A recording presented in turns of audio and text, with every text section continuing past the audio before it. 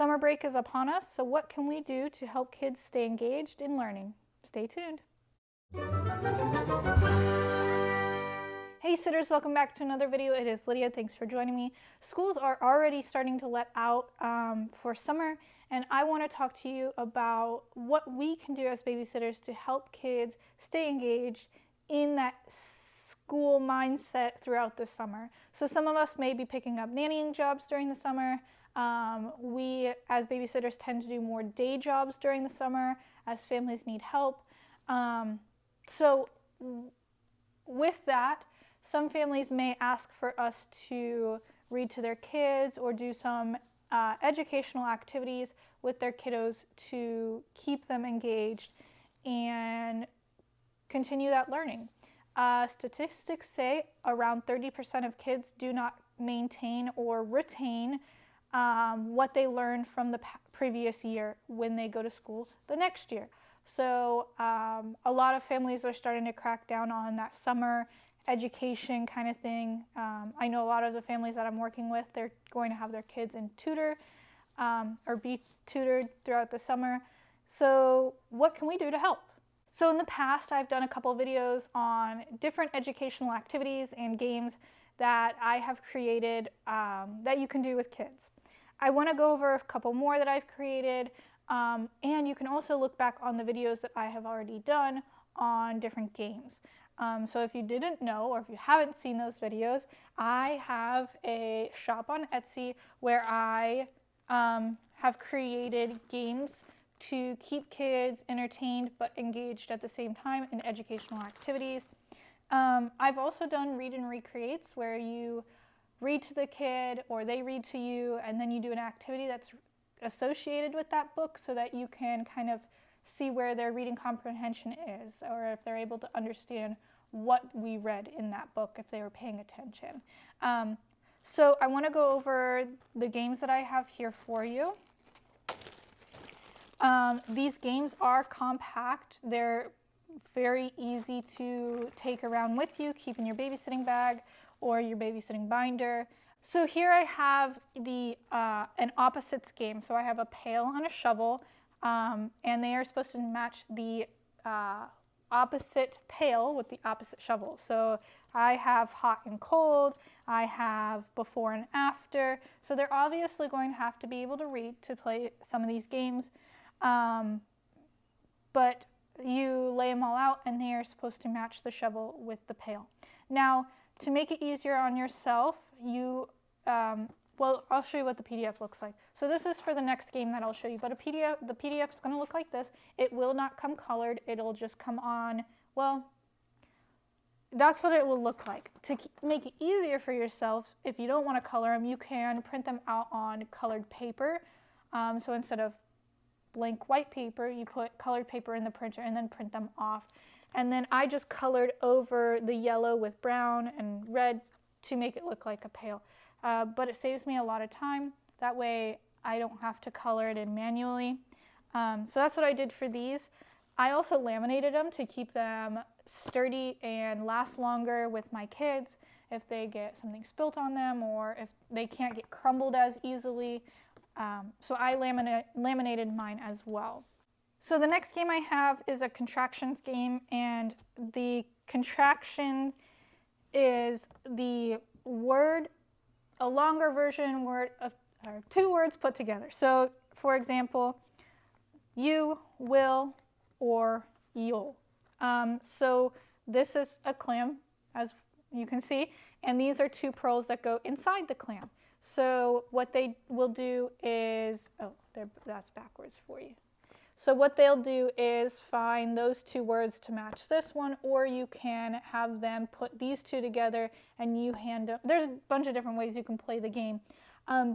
But that's the premise of the game, is just matching two words to make the one contraction word. So there are 20 pieces in the contraction game. There are 20 pieces in the opposites game. Again, they're very compact. I did hand color this myself because I printed out on white paper. Again, you can print it out on colored paper to save you some time. I did cut them out, and then I did laminate these as well so that they are strong, sturdy, and can be wiped off or cleaned easily, and they can last longer. So that is the Contractions game.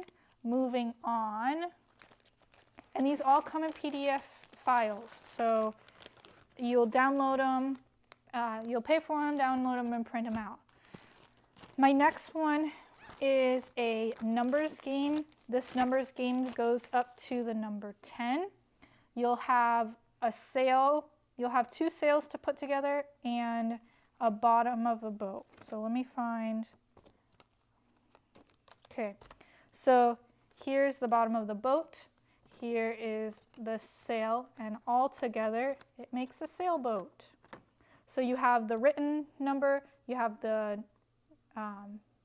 number itself, and then you have dots that add up to the number. So what you can do is you can put the bottom of the boat out and you have them find these 2. You have this sail out and you have them find these 2. Again, they are going to have to read. If they can't read, you put the 5 with the dots next to it and have them find this.